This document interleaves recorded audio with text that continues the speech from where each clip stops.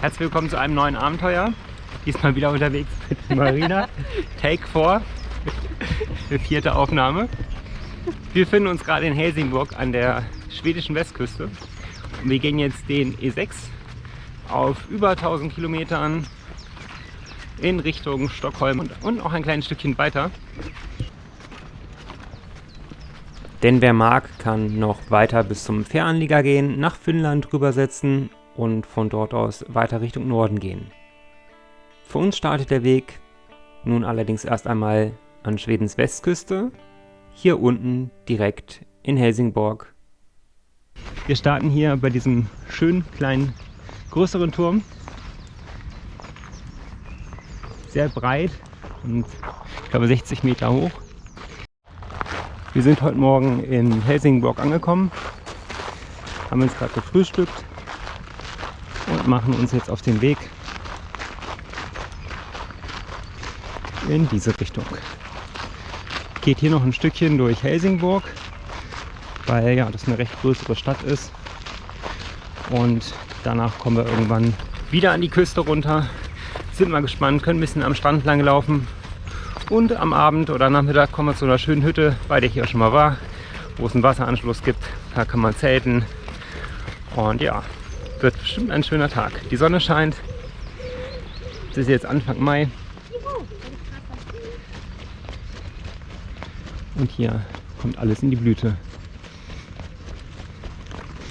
Hier gibt es Wasser. Nee. Schade. Aber da finden wir bestimmt noch was.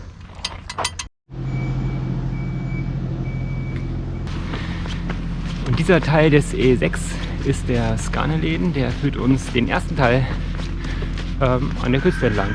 Und mal schauen, wie weit.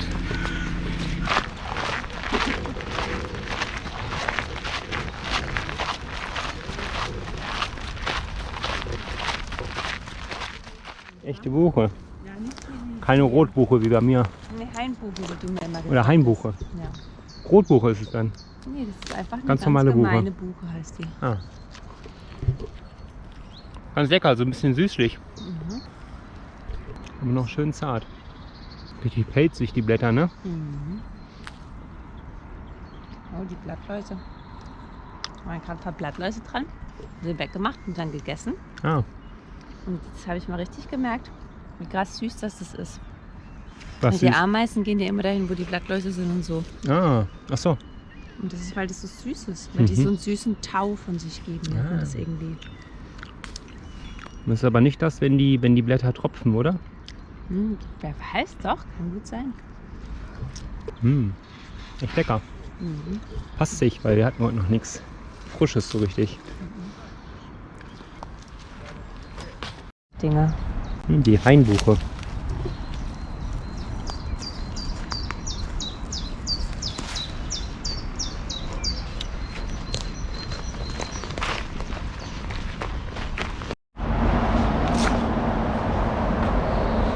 So viel Quelle.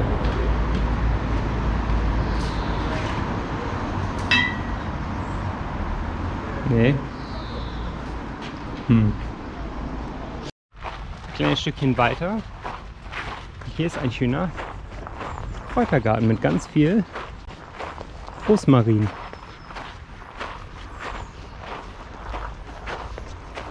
Wir laufen jetzt größtenteils durch so Parkanlagen, die sich hier durch die ganze Stadt ziehen. Ach, Lavendel. Ja, okay. Kein Rosmarin. Doch nichts mitnehmen zum Essen.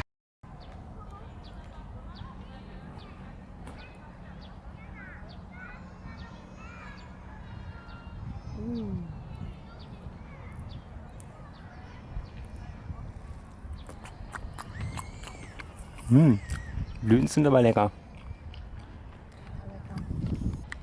Wow, sehen immer gut aus. Kenne ich gar nicht so. Wow, die sind ja richtig. Wunderschön. Ja Leute, und ich muss euch sagen, so ging es den ganzen Vormittag, Mittag weiter. Wir haben uns erstmal überall satt gefuttert, weil wir so Bock auf Frisches hatten und der Frühling hat es auch absolut hergegeben. Kannst du mir mal die da vorne geben? Ja. Peter? Danke. Stamm ruhig auch. Danke.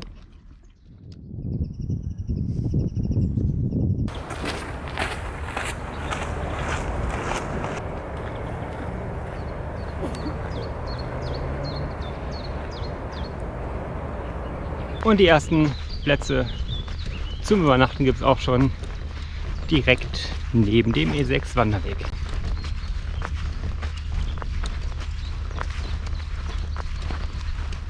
Sonne scheint auch.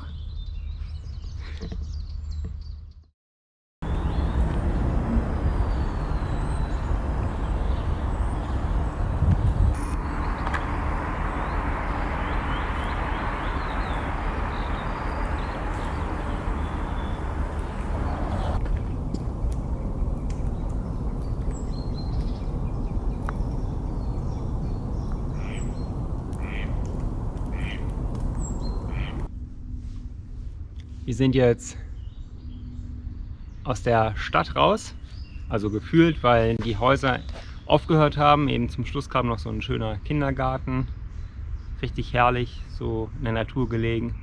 Und jetzt sind wir hier an der Küste wieder, gerade in so einem Kiefernwald. Und ja, gehen jetzt so ein bisschen an der Küste entlang, bis es dann nachher an den Strand geht. Lässt sich sehr bequem gehen. Das Einzige, was in der Stadt so ein bisschen war, sind die Treppenstufen. Und da ich mit dem Wagen, der ich den nicht zu viel beanspruchen möchte, beim Hochgehen, wo es so klack, klack, klack geht, und wenn es runter geht, dann ballert das immer so richtig aufs Rad drauf. Ja, mussten wir halt immer zu zweit tragen, aber das geht auch. Ah, und hier ist so schön, hier ist so schöne Luft, herrlich. Ganzen Vögel, Eichhörnchen, wie ihr eben schon gesehen habt. Ja, wundervoll.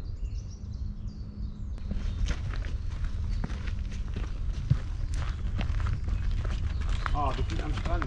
Ich will baden gehen. Juhu! Wow, sogar mit türkisenen Stellen. Ja. Boah, sieht echt gut aus. Sieht echt gut aus.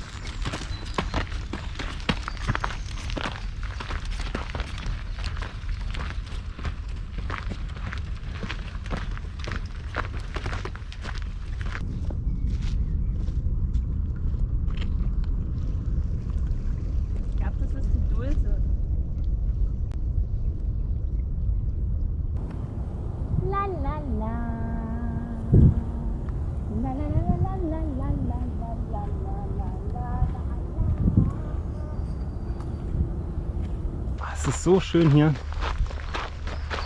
Frühling ist voll da.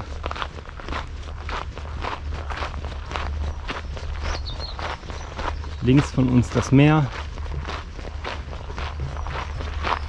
Es ist so schön. Boah. So warm. Frische Luft.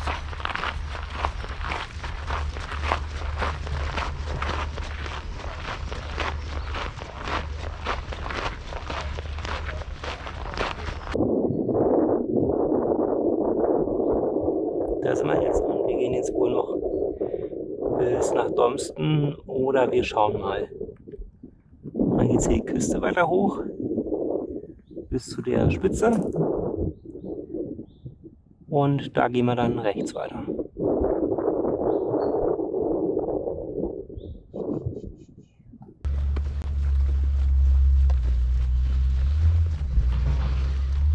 Apparat. Hört sich italienisch an oder so, oder? Ja, kleine Mittagspause haben wir hinter uns. Ich war einkaufen, einmal Oliven, das war's. Mir überlegt, wir haben noch genug zu essen. Wir haben noch Hirse mit, wir haben noch Reis mit, wir haben noch eine Zwiebel mit, wir haben noch Knoblauch mit.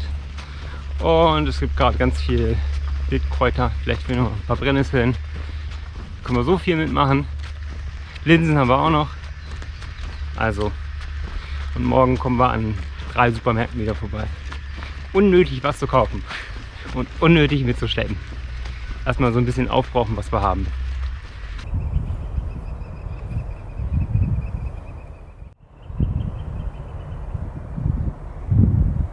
Dahinter ist Kirsch, Vogelkirsche. Der Buche, boah, ist so lecker. Wieso Salat kaufen, wenn es sowas kostenlos gibt? Frisch und viel mehr Nährstoffen, viel mehr Vitamin C und allen anderen Sachen.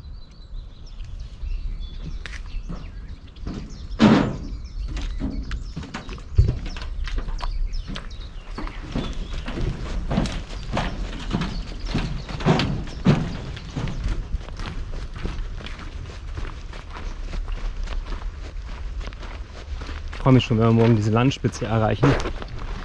Das ist bestimmt nochmal besonders cool, so, weil da ganz viel so ein Wald wie hier, glaube ich, ist, also mit Kiefern. Und ja, mal schauen, da sind ein paar Schutzhütten. Bestimmt herrlich.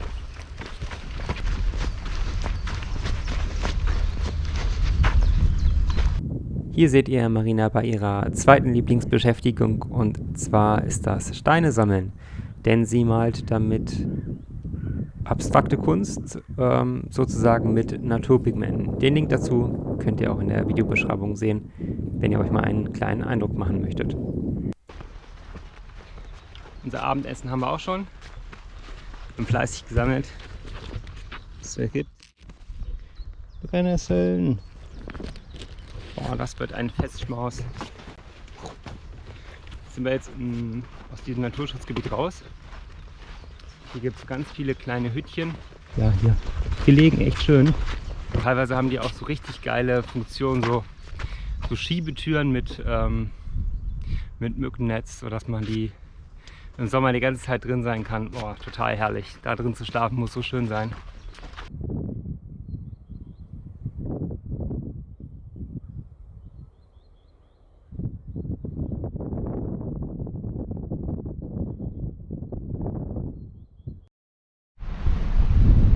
Wir sind jetzt hier am Shelterplatz angekommen. Ist echt schön, hier war ich schon mal. Letztes Jahr, wo ich nach Dänemark rüber gefahren bin. Und vorne ist Marina. Die holt gerade Feuerholz und hat die Brennnesseln gewaschen. Unser Zelt steht auch schon. Jetzt kochen wir was Leckeres. Ich habe schon die eine Zwiebel beschnitten, die wir noch hatten. Und ein bisschen Knoblauch. Was wir leider vergessen haben, ist Olivenöl. Deshalb muss ich das irgendwie mit Wasser machen. Wir werden uns dann ganz einfach Walnüsse reinmachen. Weil Nüsse haben wir noch jede Menge Vorrat mit. Feuer brennt schon. Top. Neues Feuerholz ist auch da. Super.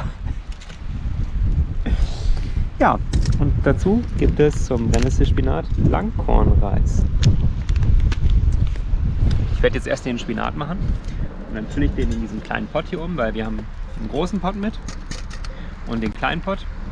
Das klappt aber nicht immer ganz gut, weil dann kann man sich so ein bisschen auslagern und kann aber auch beides noch gleichzeitig erhitzen. Ja, und der Spinat geht ja recht schnell, der Brennnesselspinat. Einfach nur die Sachen hier ein bisschen anschwitzen kurz und dann Spinat dazu, also Brennnesseln dazu.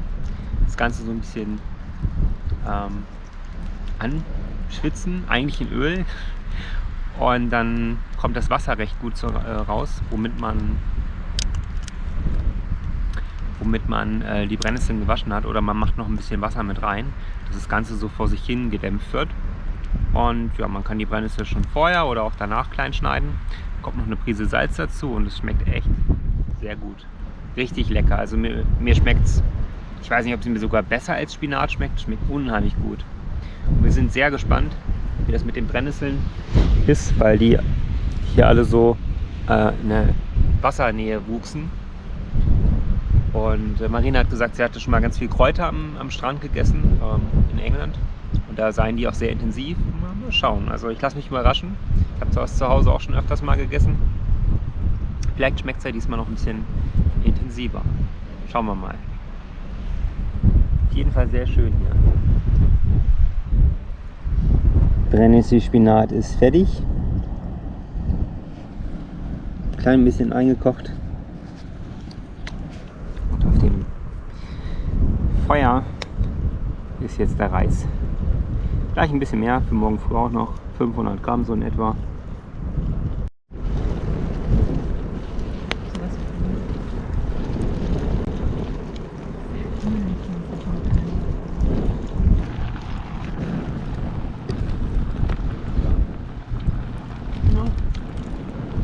bisschen kann er noch.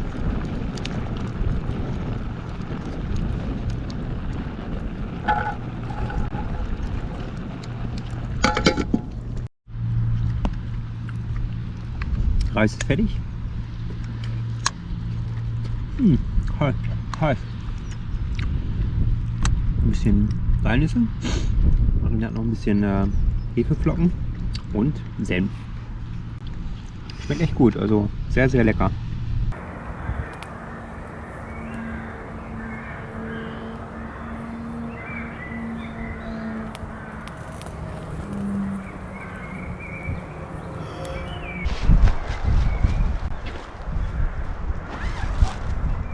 Boah, was für ein Bild, Alter. Die anderen Leute, die hier waren, sind wieder verschwunden. Die einen haben wieder ihr Zelt abgebaut. Die anderen, die in der Hütte waren, die sind auch wieder gegangen. Ja, haben wir doch alles für uns. Ich dachte, hier wäre viel mehr los gewesen, weil letztes Jahr, als ich hier war, waren hier, ich weiß nicht, so 20, 30 Personen waren hier oder so. Das war Mitte Juli. So war das genau. Ach ja. Ja, was für ein schöner Tag. In dem Sinne, gute Nacht. Einen wunderschönen guten Morgen. Ja, sehr wenig heute Morgen. Ich war so ein bisschen, die Nase hat zu, und dann habe ich mich aus dem Zelt rausbewegt und stand hier ein paar Sekunden draußen und die Nase war sofort frei. Es ist so krass, wie der Wind eigentlich durchbläst. Boah. Zelt gut abgespannt die Nacht. Sonst war tatsächlich niemand mehr da. Ja, jetzt packen wir zusammen und dann geht's los.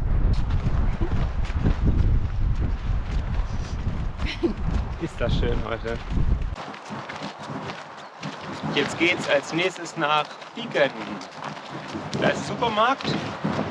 Und da wollen wir mal gucken, ob wir eventuell was zum Frühstück finden oder ob uns die Sachen reichen, die wir noch haben. Und da ist ein Kaninchen, ja. Wir erreichen nun Höganäs Kommune.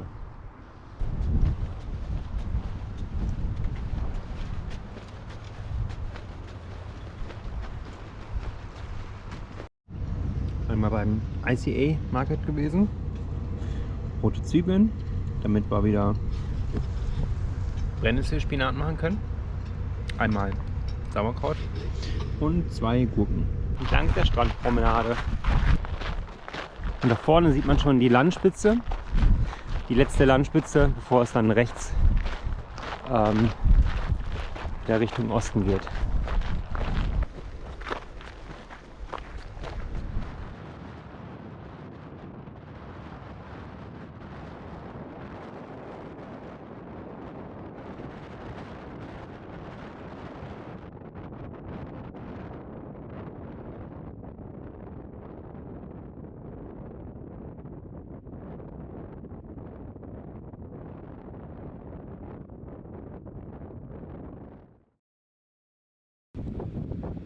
Hätten wir Brokkoli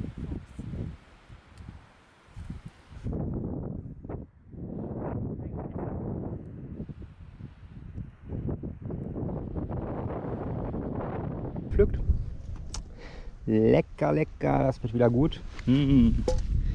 So schön.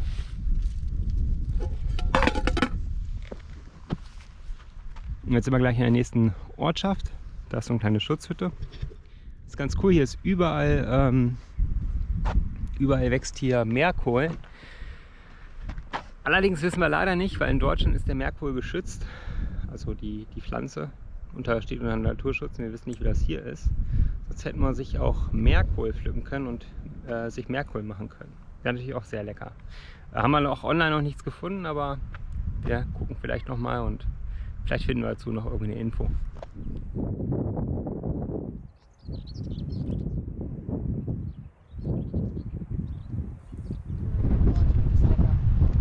Leicht süßlich.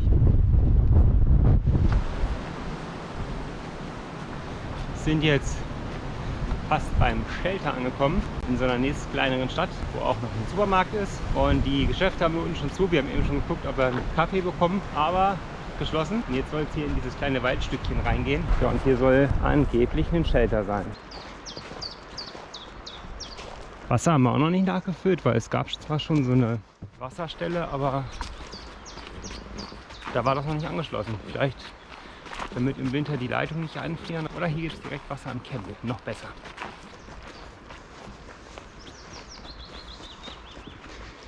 Oh, es ist wieder schön hier, ey. Wundervoll. Wasser? Gibt's Wasser? Gibt's Wasser? Ja, es gibt Wasser. Wundervoll. Top. Boah, sogar eine Drahtbürste gibt es dazu. Wie schön ist das? Es geht hier. Kohle. Vielleicht.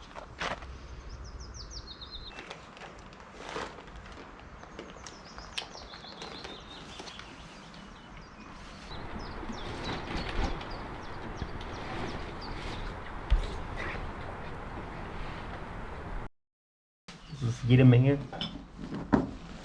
Und die gibt's nachher lecker. Jetzt gibt es einfach Nudeln. Wir bleiben heute doch hier. Wir haben uns mal die Route angeschaut und haben gesehen, dass es am sinnvollsten wäre, morgen wo zu schlafen und danach noch beim anderen zu schlafen. Und solange wir noch nicht ins Inland gegangen sind, wo wirklich Pampas ist und wo wir einfach irgendwo unser Zelt aufstellen können. Also hier gibt es auch relativ viel so Naturreservate direkt am Wasser, wo man natürlich dann nicht zelten kann. Und solange wir noch nicht ins Inland gegangen sind, müssen wir uns halt so ein bisschen an die Hütten halten, dass wir halt bei diesen Hütten übernachten. Jetzt mache ich gerade ein bisschen Linsennudeln, die haben wir noch mitgebracht. Und heute Abend gibt es dann ein größeres Essen. Entspannen wir uns ein bisschen, laufen uns erstmal ein die ersten Tage. Ich gewöhne mich erstmal an das Gewicht auf den Schultern so ein bisschen, weil der Wagen wiegt zwar auch und er nimmt recht viel Gewicht nimmt er weg, wenn man damit läuft. Aber ja, ein bisschen an den Schultern zieht es schon und man muss sich erstmal ein bisschen dran gewöhnen, wenn man den ganzen Tag damit unterwegs ist.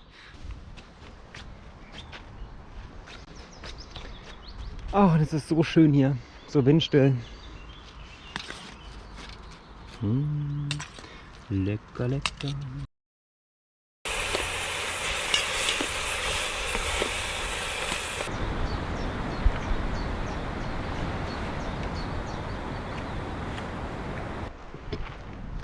Ja, ihr Lieben, es gab lecker Reis mit Spinat. Dazu gibt es ein extra Video schon auf YouTube. Und ja, wir haben jetzt in Ruhe gegessen, haben uns eine Runde entspannt.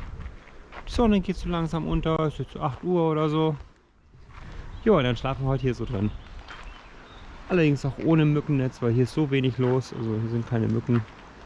Jo, gute Nacht, ein wunderschöner Tag, geht zu Ende. Wundervolle Sonne heute, wunderschöner Platz hier, wundervolles Essen. Schön am Strand entlang gelaufen. Ich freue mich auf morgen. Macht's gut. Well, good morning. Hier sind wir wieder beim Packen. Und jetzt geht's zum Supermarkt, denn wir brauchen unbedingt eine Tüte für den Topf, weil der komplett schwarz ist und ich den eben schon mit Klopapier umwickelt habe, damit meine Tasche innen drin nicht dreckig wird.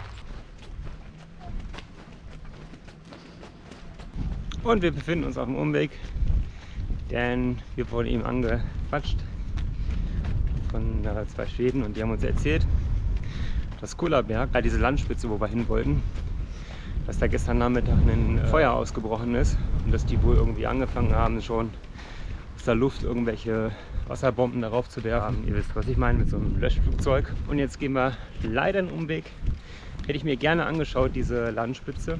Jetzt gehen wir einfach so zack, quer rüber und sparen die Landspitze aus und sind gleich wieder am Ufer.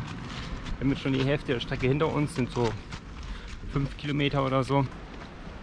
Boah, das große Blüten.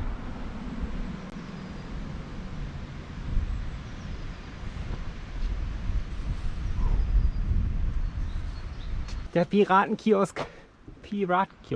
Ja, Piratkiosken. Aber leider kein Eis, Kaffee und Kaffee da. Wie geil ist das? Aber wo ist der Kaffee? Cool. Ah, guck mal, jetzt unsere Flagge. Über den Wagen. Oh, da gibt es sogar Honig. Honig. Zels. Oh. Wow, wir laufen gerade hier runter und sind gleich wieder am Ufer. Marina meinte gerade zu mir, ja, guck mal, da sieht man die ganze Strecke, die wir noch laufen. Und ich dachte erst, boah, kann ja gar nicht sein, aber doch, wow. Wir laufen genau jetzt einmal da hinten noch rum. Die ganze lange Strecke ab. Und dann sind wir bei Båstad. Und da geht es dann ins Landesinnere. Wow. Ganz schöne Dimension, wenn man das so sieht.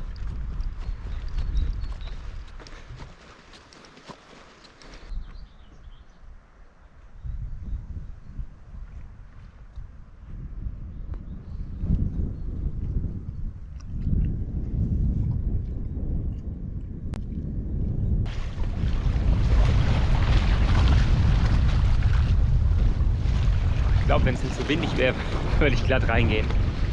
Aber so warte ich noch ein bisschen.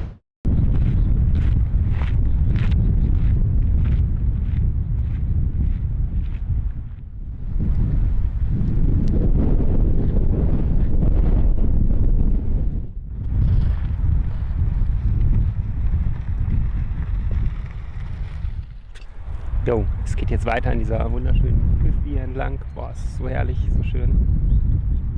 Hier vorne die Wacholderbäume oder Büsche. Ah, so schön. Ein bisschen windig, aber die Sonne knallt. Wundervoll.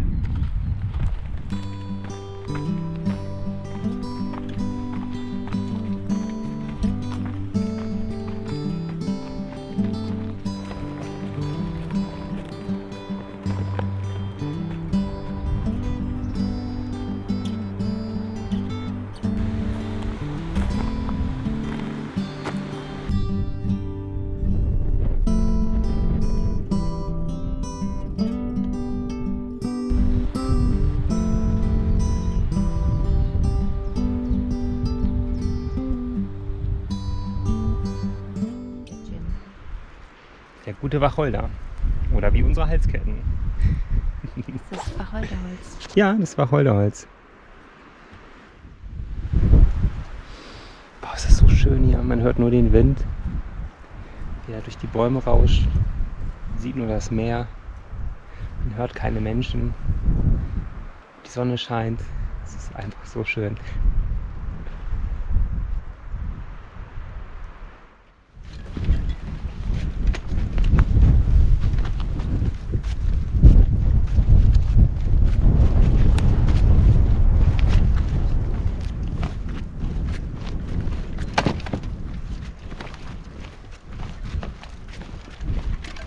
Boah, da unten ein Bunker. Wow. Das sieht ja mal, da unten, das sieht ja mal rustikal aus. Da ist vor so einer Felswand.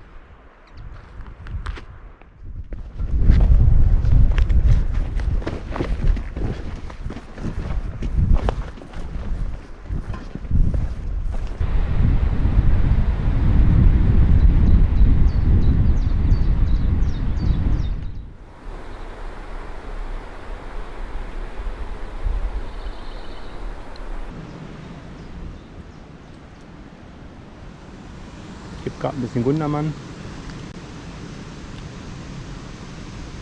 Mega intensiv hier.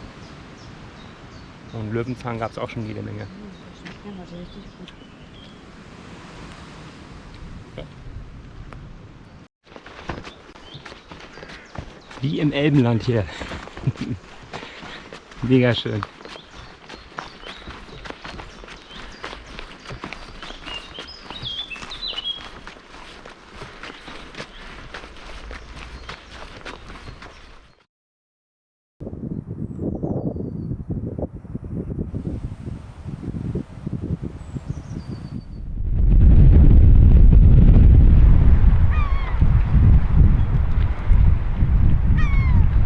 Hier sieht man nochmal eine gute Übersicht. Wir haben heute von, ich glaube, hier oder so bis hier abgekürzt, so in etwa. Und dann sind wir halt jetzt da runtergegangen und wir sind jetzt vor Johnsthorpe in etwa da. Und dann gehen wir noch zur Hütte, die müsste irgendwie, ich glaube, hier sein.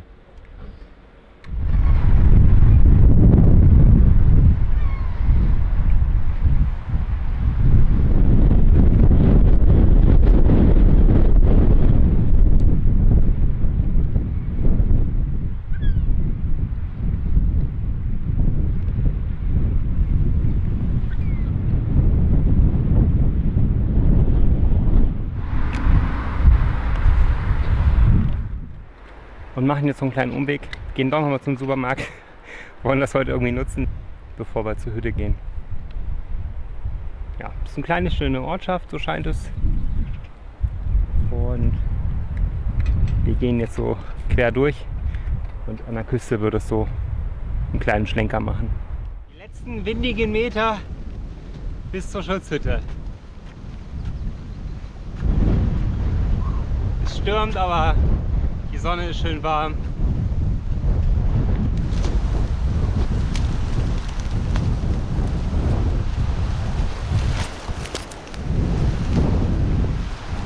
Hier nochmal der letzte Rest des Weges, führt nochmal an so Wiesen vorbei. Bin eben noch eine Runde barfuß gelaufen, den Boden nochmal genutzt, um nochmal ein bisschen die Füße zu entspannen, den ganzen Tag in den Schuhen. Obwohl da ja auch Luft dran kommt, aber ist ja nochmal was anderes. Die Hütte ist zu, der Wasseranschluss funktioniert nicht, aber da vorne ist noch ein Wasseranschluss. Bitte, bitte, bitte, bitte, bitte, Wasser, Wasser. Nein! Ich habe zweimal Wasser geholt, hinten im Dorf. Boah, 2 Kilometer gegangen. Und jetzt machen wir uns hier gerade Brennnesselspinat. Allerdings gibt es heute die ultra sparsame Variante. Das heißt, wir waschen die Brennnessel nicht ab. Und als Hauptgericht gibt es heute Linsen. Und da werden wir tatsächlich die schon eingeweichten Linsen nehmen.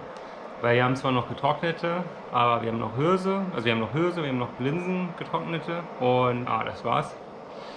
Und wenn wir das beides machen, brauchen wir extrem viel Wasser, damit die aufquellen. Und die gekeimten Linsen, die sind halt schon ein bisschen aufgeweicht. Oh, jetzt kocht es hier schön, wundervoll. Ja, und auch die Nährstoffe sind auch extrem erhöht bei den gekeimten Linsen. Nur essen können wir sie noch nicht, weil damit die verträglich sind, müssten die grün keimen oben. Also die müssten die müsste man noch so 2-3 Tage keimen lassen, damit die so einen grünen, ein bisschen Grünes bekommen. Dann sind alle Antinährstoffe sozusagen umgewandelt und dann verträgt man sie wesentlich besser. Aber ja, die sind schon eingeweicht, das heißt, wir können uns die beide kochen. Geht dann auch wesentlich schneller. Und die Nährstoffe sind trotzdem erhöht, weil sobald etwas keimt, werden die Nährstoffe extrem erhöht in der Saat. Boah. Der wird jetzt umgefüllt. Und dann gibt es Linsen. Noch ein bisschen Curry dazu und es schmeckt echt richtig lecker. So richtig schön zart sind die. Brauchen dann auch viel weniger Kochzeit.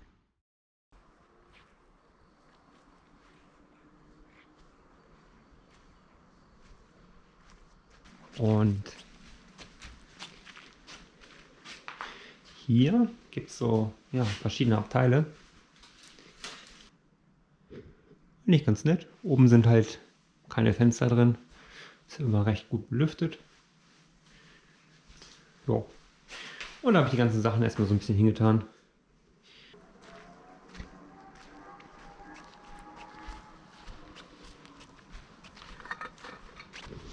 Und eben habe ich noch ein bisschen Tigerbalm genommen für meine Schultern. Mal gucken, ob das ganz gut wirkt, weil da merke ich die Muskeln so ein bisschen vom Wagen ziehen. Ja, dann gute Nacht und bis morgen.